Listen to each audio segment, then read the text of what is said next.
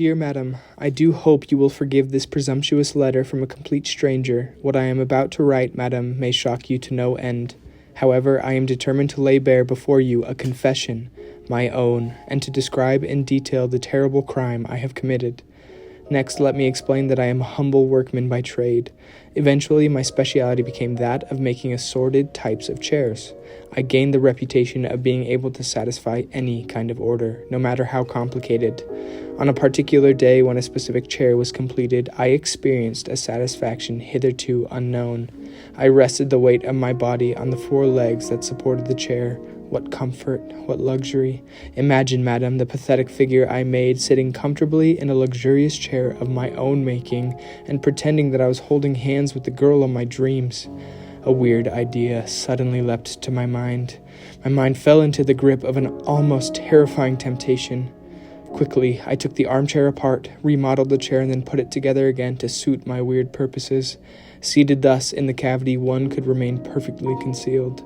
Presently, a messenger arrived from the dealer to take delivery of the armchair.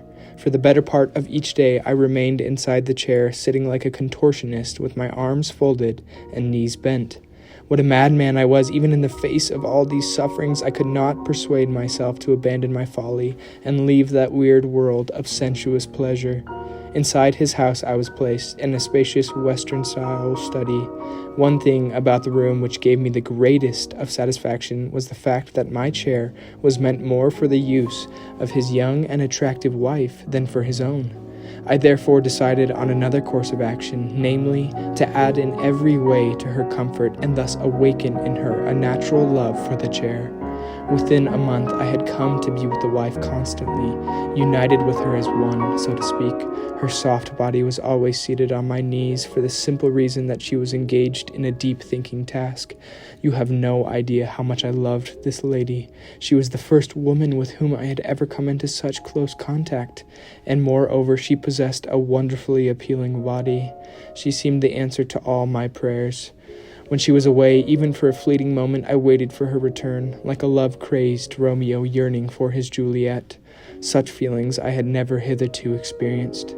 No doubt, madam, by this time you must certainly have guessed who the object of my mad passion is.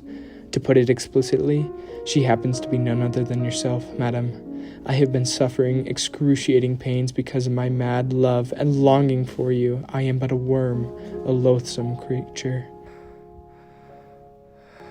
I wish to meet